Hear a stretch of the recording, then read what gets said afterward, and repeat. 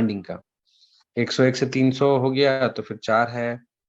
उसके बाद देखिए यहाँ पे 301 से 500 हो गया तो 5.5 है। 501 से 700 हो गया तो 7 है। 701 से 1000 हो गया तो 8 है। 1001 से 1500 हो गया तो 10 है। 1500 से ज्यादा हो गया तो 12 है। दिख रहा है? ये मैक्सिमम वाइंडिंग स्पीड कितना हो सकता है? मैक्सिमम वाइंडिंग स्पीड 1200, 12 मीटर पर सेकेंड हो सकता है।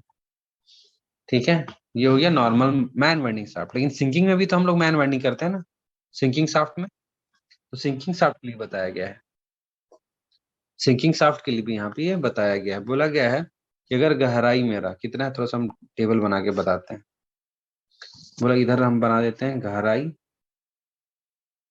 इधर बताते हैं स्पीड।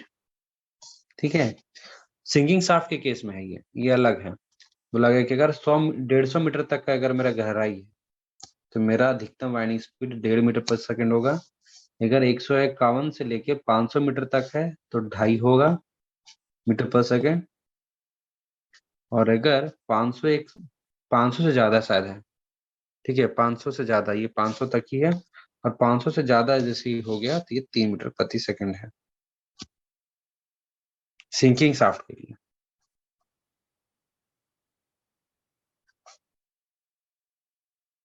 ठीक है, 150 मीटर तक 1.5, 151 से 500 2.5, और 500 से ज्यादा हो जाएगा तो 3 मीटर पर सेकेंड। नोट में कुछ चीज दिखा हुआ है, इसको भी हम लोग पढ़ लेते हैं। The maximum speed for mine winding in coal mines recommended in view of the shaft condition and functioning of automatic counterbalance. However, the speed shall be fixed by the mines manager in consultation with the engineer, but shall not exceed the above mentioned maximum speed to avoid overwinding और hard landing. ठीक है, hard landing का मतलब अचानक जोर से पटक दिए ना नीचे बैंक करते समय, तो उसको बोलता है हार्ड लैंडिंग। तो बोला गया कि देखिए ये तो सेट कर दिया है चीफ इंस्पेक्टर अपना, जो रेगुलेशन में बोला गया था तो बताएंगे कि अधिकतम क्या हो सकता है। लेकिन प्रत्येक माइंस का जो अधिकतम वाइंडिंग स्पीड होगा ना, वो खदान के मैनेजर ही फिक्स करेंगे। ये जब फिक्स करेंगे तो ये वैल्यू से ज्यादा नहीं होना चाहिए। जैसे कि हम पढ़े अभी क्या, कि अगर मेरा 1001 से लेके 1500 तक अगर मेरा गहराई है तो मेरा 10 मीटर पर सेकंड हुआ। ये अधिकतम ये चीफ इंस्पेक्टर सेट कर दिए हैं। लेकिन अब कोई माइंस है, माइंस नंबर 1, तो वहां का जो मैनेजर है उस खदान का इंजीनियर से विचार विमर्श करके उस पर्टिकुलर खदान का जो वाइंडिंग स्पीड है वो मेंशन किया कि नहीं, हम यहाँ पे 8 मीटर पर सेकंड जो है सेफ्टी के अकॉर्डिंग 8 मीटर पर सेकंड यहाँ पे वाइंडिंग का स्पीड रखेंगे। ये वैल्यू कभी भी डीजीएमएस का जो वैल्यू से ज्यादा नहीं होना चाहिए। उससे कम हो सकता है चलेगा, लेकिन उस वैल्यू से ज्यादा नहीं होना चाहिए। समझ में आया? जी सर। चलिए वापस आते हैं हम लोग रेगुलेशन में। अभी ऑटोमेटिक कॉन्ट्रवेंस बहुत इंपॉर्टेंट चीज है, उसके बारे में पढ़ रहे हैं तो उसका टेस्ट भी बहुत जरूरी है। समय समय पे उसकी जांच करना जरूरी है ना, पता चला वो ढंग से काम ही नहीं कर रहा है तो फिर तो इसके भरोसे थे अब, लेकिन तो दिक्कत गड़बड़ हो सकता है, फिर एक्सीडेंट वगैरह भी हो सकता है। तो इसीलिए इसका टेस्ट करना भी जरूरी है। बोला गया है कि ऑटोमेटिक कॉन्ट्रवेंस की जांच और साथ ही साथ ब्रेक की भी जांच। ठीक है, किसकी जांच? ऑटोमेटिक कॉन्ट्रवेंस की जांच कर ही रहे हैं, प्लस एवरी ब्रेक, जितने भी ब्रेक हैं सबकी जांच किया जाएगा एक इंजीनियर के द्वारा, एक सक्षम व्यक्ति के द्वारा।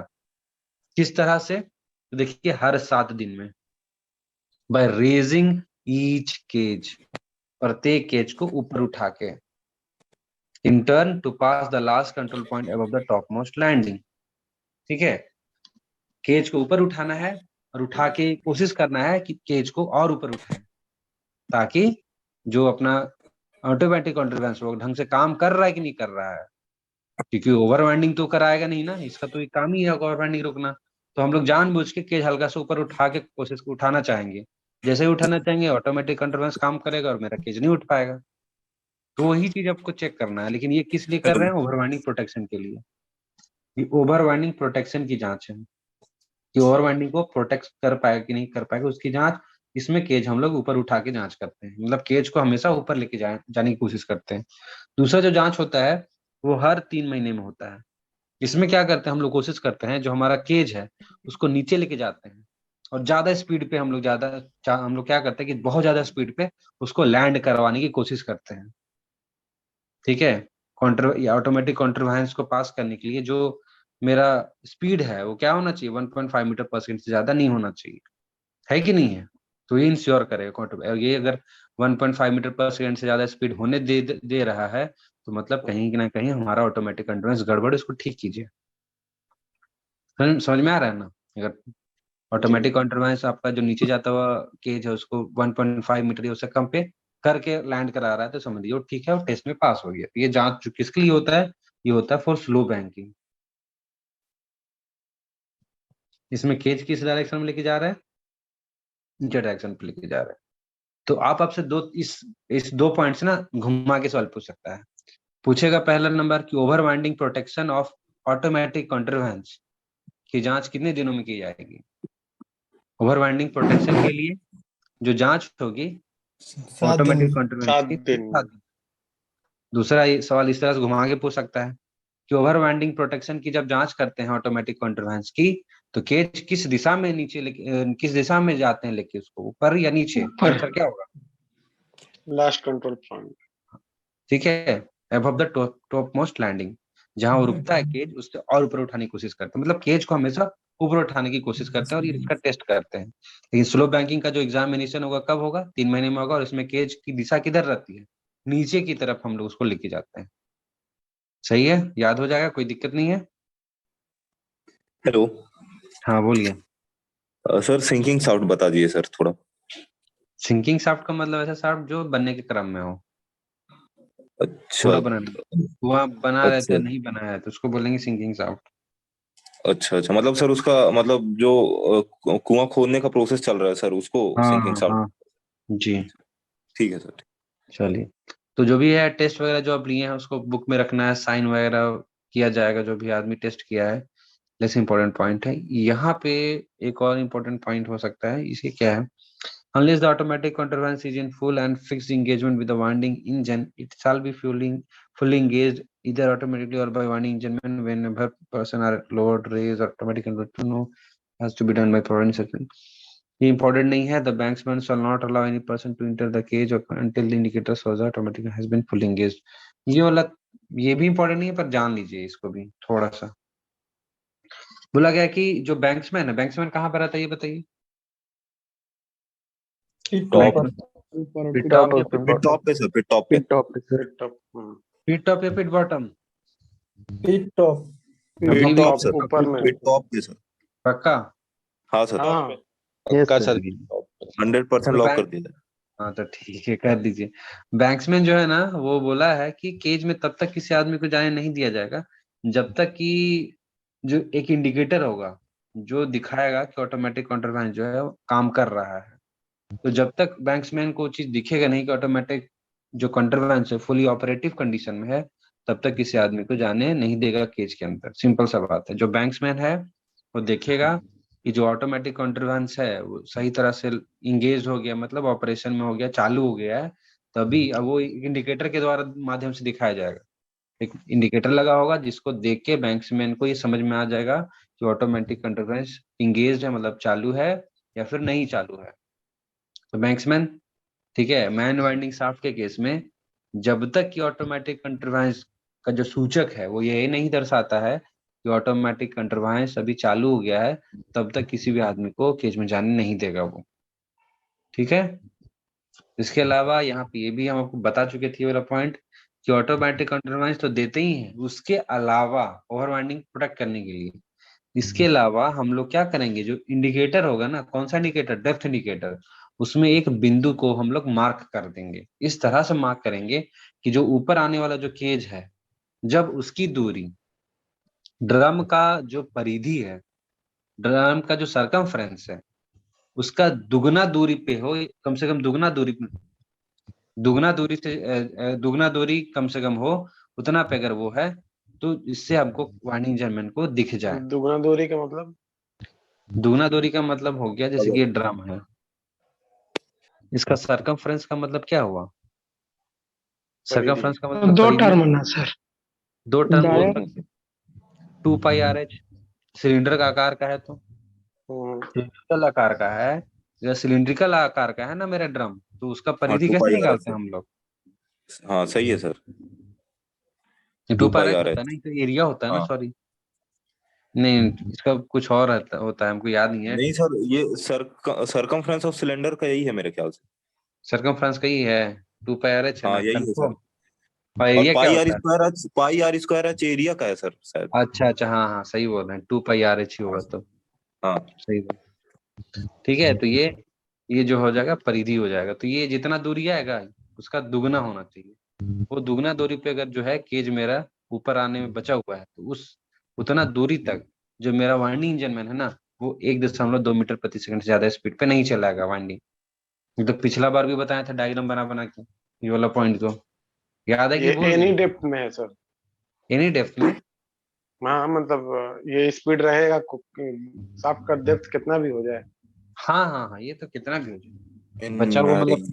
केज मेरा पहुंचने वाला है कहाँ, पिट टॉप पर। Fit top. कितना दूरी बचा हुआ है, तो वाइंडिंग ड्रम का जो परिधि है उसका दुगना दूरी, यानी इसको ऐसा बोल सकते हैं कि दो रस्सा का रस्सा का वाइंडिंग ड्रम में रस्सा का दो लपेटा। वाइंडिंग ड्रम में रस्सा का दो लपेटा ही होगा, उसका परिधि के बराबर है कि नहीं? परिधि का दुगना के बराबर वही होगा ना। जब वाइंडिंग ड्रम में, ठीक है, रस्सा का दो लपेटा बचा हुआ, जितना दूरी वो आ रहा है उतना दूरी पर केज अभी पिट टॉप में पहुंचने वाला है, उतना दूरी तक बचा हुआ है। उस पूरे दूरी तक जो वाइंडिंग इंजन है वो 1.2 मीटर पर सेकेंड गति पे चलाएगा। अगर इनकेस उसको याद ही नहीं रहा तो क्या होगा फिर? इनकेस अगर वाइंडिंग इंजन भूल गया, ध्यान ही नहीं आया कि बचा हुआ दूरी इतना बचा हुआ है, जो बिंदु हम लोग मार्क करते हैं ना इंडिकेटर में, वो नहीं देख पाया, तो फिर क्या हम्म। व्यवस्था है? सर अलार्म बज जाएगा सर। हाँ, पढ़े थे ना इससे पहले रेगुलेशन में कि जी। एक लाइन बन जाता है जब 2 टर्न्स की दूरी पे बचा हुआ रहता है, अलार्म बन जाएगा, वाणी जनमन तो सचेत हो जाएगा, देखेगा अरे क्या हुआ, तो फिर अरे अच्छा इंडिकेटर में देखेगा कि अरे ये तो दूरी अब नजदीक आ गया, कि ऊपर अभी पहुंचने वाला है, बाकी दूरी पर वो गति कम कर देगा, वो 1.2 मीटर प्रति सेकंड से ज्यादा जाने नहीं देगा गति। इसे बताया गया, ठीक है, समझ में आ रहा है ना? जी जी। तो इसके अलावा बोला गया है कि where there is only means of ignition in a mine is by operators work by steam और electricity, precautions are be taken to ensure that the two winding engine do not fail simultaneously, and in particular in the case of electric winding engine, the engine shall be capable of being connected to the two separate power supplies। कहने का मतलब है कि जहां पर ऊपर आने जाने का या नीचे ऊपर से नीचे, नीचे से ऊपर जाने का जो साधन है, वो एकमात्र साधन यही है कि आप शाफ्ट के थ्रू जा सकते हैं। और वो शाफ्ट कैसे चलता हो, भाप से चलता हो या बिजली से चलता हो। तो हमेशा ये आपको ध्यान देना है कि दोनों वाइंडिंग इंजन ना एक साथ कभी बंद ना हो। दोनों वाइंडिंग इंजन, दो केज के लिए दो वाइंडिंग इंजन होगा ना जी, बंद ना हो। और अगर खास करके अगर बिजली वाला इंजन है ना, बिजली वाला इंजन बंद कब हो सकता है? जब उसका पावर सप्लाई ठप हो गया। तो बिजली वाला इंजन को हमेशा कम से कम दो अलग अलग पावर स्रोत का सप्लाई देना है। समझ में आ रहा है ना, ताकि अगर एक फेल भी कर जाए दूसरा जो है वो काम करता रहे। समझ में आ गया? हेलो, समझ यस में आ सर। गया ना? उसके यस बाद सर। देखिए क्या, unless otherwise acted by the chief inspector by order in writing the provision of the sub regulation 12 shall be deemed to have been compiled in if an emergency winding gear is maintained। ठीक है, बोला गया है कि अगर emergency winding gear, ठीक है, अगर कोई इमरजेंसी वाला अगर वाइंडिंग वाला आप लगा के रखे हुए हैं तब भी कोई दिक्कत नहीं है। ठीक है, जैसे कि नॉर्मली जो शाफ्ट जा रहा है उसके अलावा भी आप एक एक्स्ट्रा बना के रखे हैं तब भी कोई दिक्कत नहीं है, तब भी माना जाएगा कि ये नियम का लागू आप कर लिए। ठीक है, दो दे दिए हैं समझ लीजिए शाफ्ट, ठीक है, दोनों में पावर सप्लाई एक ही है, लेकिन आप एक्स्ट्रा एक और शाफ्ट है आपके पास इमरजेंसी के लिए, तब भी आप कोई उल्लंघन नहीं कर रहे हैं, आप सही काम कर रहे हैं, कोई दिक्कत नहीं है, किसी को भी उल्लंघन यहाँ पे नहीं हो रहा है नियम का। केज के बारे में कुछ डिटेल्स वगैरह दिया गया है। बोला गया है कि जो केज होगा, ठीक है, जहाँ पे आदमी लोग जाते हैं अंदर होकर ऊपर या नीचे, तो ऊपर से पूरी तरह कवर होना चाहिए। जो केज का जो ऊपरी भाग है उसको कवर क्या होना चाहिए, दोनों जो साइड्स होते हैं, केज के दोनों साइड्स होते हैं ना, अगल बगल, वो दोनों साइड्स बंद होने चाहिए। ठीक है, उसके अलावा बोला गया है कि एक हैंड बार जो है बताए थे फिक्स रहता है ऊपर में हल्का सा, केज का जस्ट ऊपर जहाँ पे आदमी लोग खड़ा रहता है, तो सर से थोड़ा सा ऊपर में एक हैंड बार फिक्स रहता है। ठीक है, तो वो होना चाहिए। उसके बाद गेट भी होना चाहिए या फिर फेंसिंग भी होना चाहिए। ये केज जो होगा ना,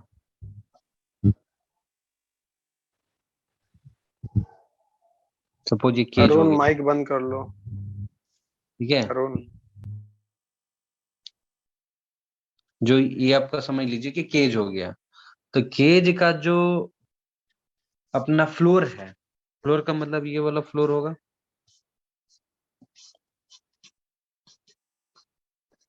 ये फ्लोर हो गया ना जी, ये फ्लोर हो गया, यहाँ पे आदमी खड़ा रहेगा। तो ये जो केज का फ्लोर हुआ, फ्लोर ऑफ द केज, ठीक है। और यहाँ पे हम लोग क्या देते हैं अलग से हम लोग देते हैं यहाँ पे फेंसिंग या फिर गेट जिससे वो खुलता हो।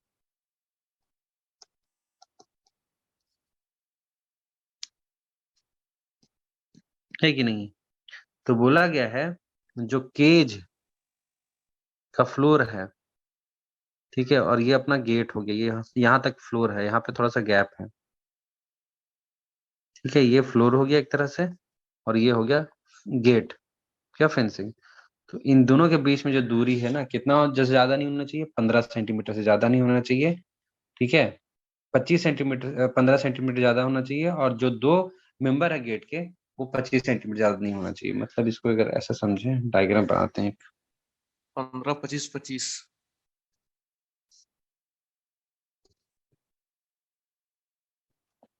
ये देखिए कुछ इस तरह से, ठीक है। तो ये तो हमारा हो गया फ्लोर, यहाँ तक मेरा फ्लोर सपोज है। सर वो फ्लोर से जो रेलिंग का डिस्टेंस रहता है उसका बात कर रहे हैं क्या? हाँ हाँ हाँ, ठीक है, यहाँ पे लगा हुआ रेलिंग।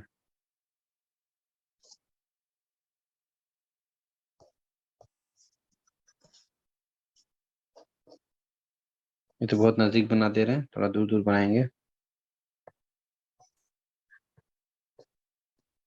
ठीक है, कुछ इस तरह से होगा। तो ये जो दूरी है, कौन वाला दूरी, कौन सा, इससे बनाते हैं।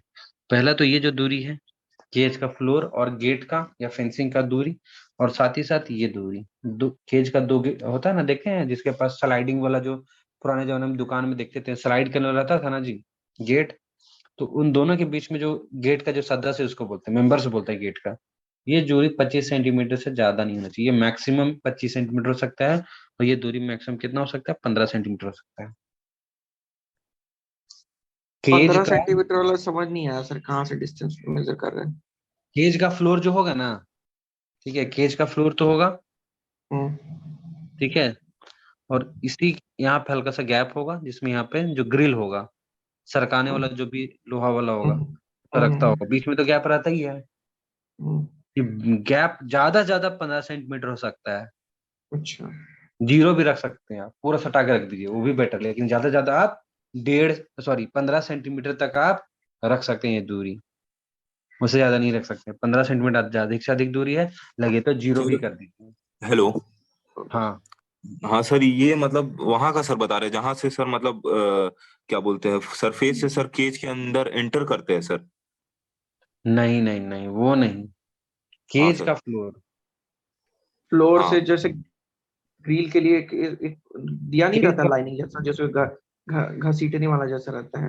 कभी देखे हैं, कभी गए होंगे तो, जैसे कि, बस एक बार बस सर मतलब कॉलेज की तरफ से ले जाया गया था सर, तो एक बार बस सर साथ में गया है सर। ठीक है, देखिए यहाँ पे लगा रहता है, छोटा छोटा बार लगा रहता है, और यहाँ तक हाँ ही सर। फ्लोर, यहाँ तक ये फ्लोर हो गया, सॉरी ये सब फ्लोर है, हाँ सर। ठीक है। तो गेट और फ्लोर के बीच में गैप होगा, उस गैप को ही बताया गया है कि यहाँ पे जो है 15 सेंटीमीटर अधिक से अधिक हो सकता है, लगे तो पूरा सटा ही दीजिए, जीरो अच्छा, गैप केज रख। में सर। हाँ, केज का तल्ली और अच्छा अच्छा। गेट के बीच दूरी, केज का तल्ली, देखें, और ये हाँ सर, गेट के मतलब बीच। वो मतलब गेट से सर मतलब थोड़ा जो वो रहता है सर, केज का हम्म सरफेस रहता है वो थोड़ा हल्का नीचे रहता है सर। गैप रहता है दोनों के बीच में, हॉरिजेंटल, वो जो है वो मैक्सिमम हो सकता है 15 सेंटीमीटर, लगे तो 15 0 भी कर सेंटीमीटर। दीजिए, अच्छा अधिक अच्छा। से अधिक 15 हो सकता है। उसके बाद यहाँ पे कुछ और बातें बताया गया है कि जो केज होगा गेट उसमें क्या होगा, केज में टेलीकम्युनिकेशन सिस्टम यानी फोन वगैरह होगा, गेट के ठीक है गेट से। कि नहीं। केज में टेलीफोनिक कम्युनिकेशन सिस्टम होगा जिसमें क्या होगा, audio visual data digital display including broadcasting system भी होगा। मतलब अभी तो इतना ज्यादा हाई फाई मतलब नहीं हुआ है, पर यहाँ पे रेगुलेशन ये बोला गया है कि वहां पे क्या होना चाहिए, कम्युनिकेशन के साधन होना चाहिए, बातचीत करने लेकिन का सर व्यवस्था होना मतलब चाहिए। जब गए थे सर तो शायद वो केज में सर कुछ नहीं था सर, बस खाली डब्बा बस था सर वो। हाँ, लेकिन यहाँ पे बोला गया है कि इफेक्टिव मीन्स ऑफ कम्युनिकेशन होना चाहिए, होना चाहिए सर, हाँ। बातचीत करने का व्यवस्था होना चाहिए, या फिर कोई ऐसा साधन होना चाहिए टेलीकम्युनिकेशन का जिसमें आपको आवाज भी सुनाई दे, को दिखाई भी दे, डाटा भी दिखाई दे, कितना गति पे भी जा रही है वो सब भी। अभी बोला, अभी तो एडवांस टाइप का केज होना चाहिए, देखते लिफ्ट हैं ना जैसे लिफ्ट में। होता है वैसा। हाँ, इस तरह से बोला गया कि ऐसा होना चाहिए। अब देखिए अभी कब तक अभी होता है ये सब, इतना ज्यादा एडवांस रेगुलेशन में तो लिख दिया है ये होना चाहिए, पर देखिए अभी कितना समय लगेगा। सर ये ठीक ब्रॉड है। कॉस्ट क्या है? सर ये पूछना था सर थोड़ा से कि हम्म। सर जैसे रेगुलेशन में सर मतलब इतना सब कुछ दिया है सर, और होता होता सर कुछ नहीं है, तो मतलब इसका सर मतलब एक्सेप्शन लेना पड़ता होगा सर वो चीफ इंस्पेक्टर से सर, कि मतलब ऐसे ही सर मतलब चलाए रहते हैं? एक्सेप्शन तो उस चीज में लीजिएगा ना जहाँ लिखा हुआ कि जब चीफ इंस्पेक्टर से इस बात नहीं का नहीं सर, एक्सेप्शन ले मतलब जैसे सकते हैं। सीएमआर में सर दिया है, और मतलब अप्लाई अभी जैसे जो जहाँ पे नहीं करे हैं सर, तो ये बताना पड़ता होगा सर डीजीएमएस को कि हम अप्लाई मतलब ये चीज अभी लगाया नहीं है, और परमिशन लेनी पड़ती होगी सर, कि मतलब कुछ नहीं लेना पड़ता? नहीं नहीं, ऐसा नहीं है जी, देखिए रेगुलेशन उसमें लिखा हुआ है कि इस चीज को लेके आप रीजनल इंस्पेक्टर से, चीफ इंस्पेक्टर से छूट पा सकते हैं, और कुछ हाँ कुछ सर। चीज में तो और कुछ नहीं। अब ओके। बोलिएगा कि नहीं। चलिए आगे आते हैं। बोला गया है कि the floor of the every cage and other means of conveyance shall be strongly constructed and so maintained as to prevent any part of the body of a person riding the cage or other means of conveyance from projecting beyond the floor। मतलब जो हमारा cage का जो तली होगा ना, floor होगा, lift समझ रहे हैं, लिफ्ट का जो फ्लोर होता है वो उसी समझ लीजिए केज का फ्लोर है, तो वो इस तरह से एकदम मजबूत बनाया जाएगा ना, और इस तरह से रख रखाव उसको किया जाएगा जिससे उसमें सवार होने वाला व्यक्ति का कोई भी भाग उस फ्लोर के आगे नहीं जाना चाहिए। कहने का मतलब यही है कि जैसे कि कोई केज है, सपोज ये केज है, अब यहाँ पे कोई आदमी खड़ा हो गया, इसका हाथ थोड़ा सा बाहर हो गया, तो ऐसा नहीं होना चाहिए। इस तरह से मजबूती से बनाना है और इतने अच्छे से देखरेख करना है कि जो भी आदमी लोग उसमें सवार हो रहे हैं उनका शरीर का कोई भी भाग केज के बाहर या केज के तल्ली के बाहर जो है वो प्रोजेक्ट नहीं होना चाहिए। समझ में आ रहा है ना, ये बात है। फिर आप भी देखिए इंपॉर्टेंट चीज है रेगुलेशन, ये वाला बहुत ज्यादा इंपॉर्टेंट है कि एक केज में कितना लोग सवार होंगे। ये कभी कभी ओरल एग्जाम में भी पूछ देते हैं, इंटरव्यू में पूछ देंगे कि एक केज में कितना आदमी लोग सवार होगा जी बताइए, तो आपको आंसर क्या बोलना है, वो मैनेजर फिक्स करेंगे सीधा। तो वो मैनेजर जो है वो फिक्स करेंगे कि एक केज में कितना आदमी लोग एक समय में ट्रैवल कर सकता है। मैनेजर कैसे फिक्स करता है सर? मैनेजर फिक्स करने के लिए वो एक आंकड़ा का इस्तेमाल करेगा, एक कौन वैल्यू सा? का, एक फार्मूला का इस्तेमाल करेगा, जो फार्मूला है 0.2 square metre of floor area per person. मतलब कि एक आदमी को 0.2 मीटर स्क्वायर एरिया मिलना चाहिए। समझ में आ रहा है ना, एक आदमी को कितना, 0.2 मीटर स्क्वायर पर पर्सन। अब हम आपसे एक सवाल पूछते हैं, बताइए कि अगर हमको 10 ठो आदमी एक बार में केज में ट्रैवल करवाना है तो उसके लिए हमारा केज फ्लोर का जो साइज होगा, जो एरिया होगा केज का फ्लोर का एरिया, वो फ्लोर के एरिया कितना होना चाहिए बताइए। 2 मीटर स्क्वायर सर। 2 मीटर दो स्क्वायर। मीटर टू स्क्वायर से स्क्वायर कम मीटर है। सर। कितना, 2 metre two square. 2 metre metre square. 2 metre per square. 2 metre square. 2 metre per square में क्या होता है, नहीं, मीटर सर स्क्वायर। देखिए क्वेश्चन एक बार सर बोलिए तो सर।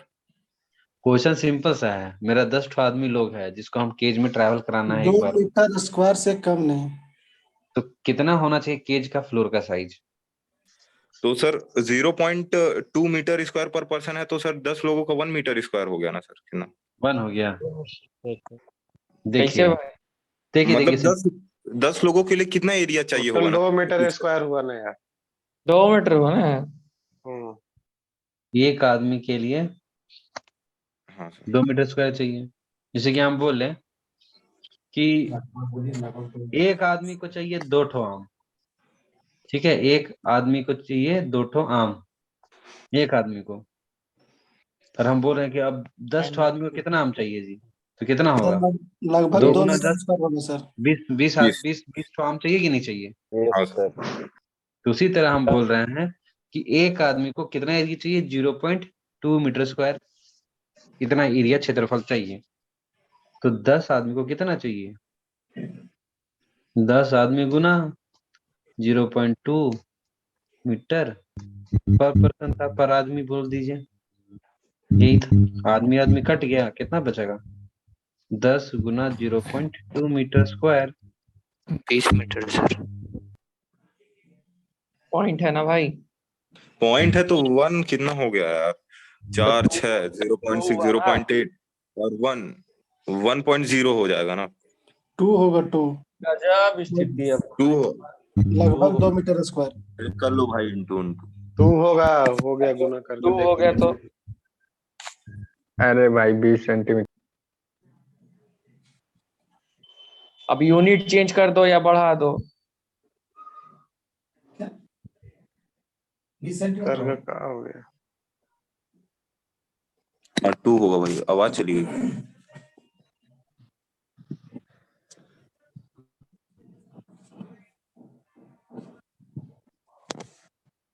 लगता है सर कोई कॉल कर दिया फिर। सर अरे कॉल कर दिया लगता है हमको। ओ, यहाँ पे 2 मीटर पर स्क्वायर, 2 मीटर आ गया आंसर।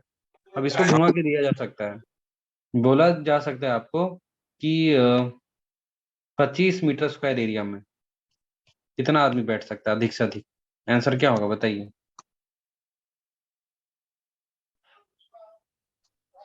12 या 13 से डिवाइड कर देंगे। क्या होगा बताइए?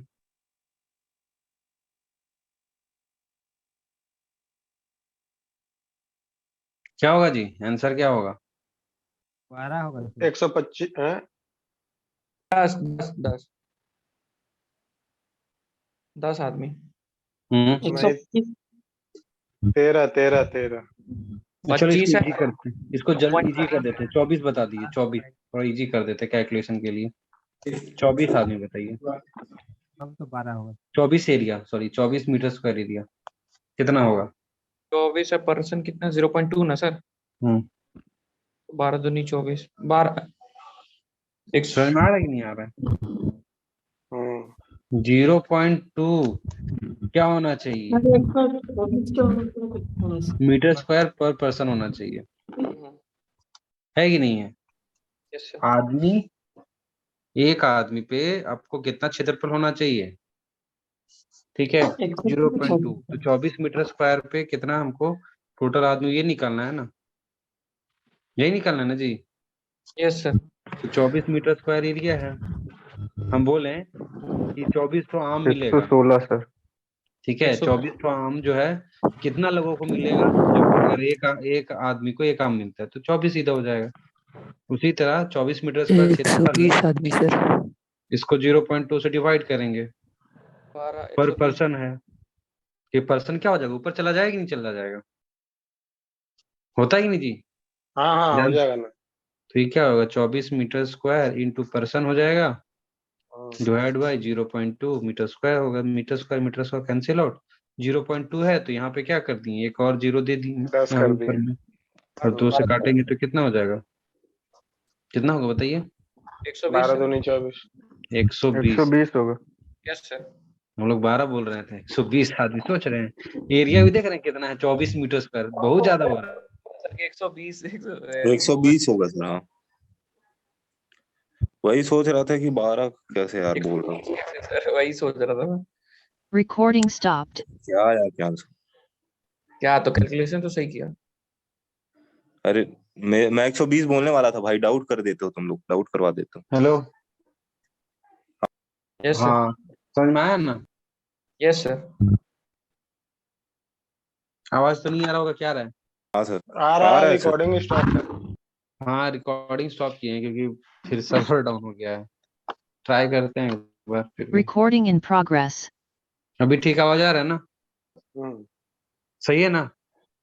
जी। हाँ सर। चलिए ओके, तब यानी हो जाएगा। वाइंडिंग ऑफ मटेरियल में कुछ भी नहीं पढ़ना है, छोड़ दीजिए इसको, एग्जाम के लिए है भी नहीं। ठीक है, उसके अलावा ये इंपॉर्टेंट है, वाइंडिंग इन सिंकिंग शाफ्ट। ठीक है, ये नियम कहाँ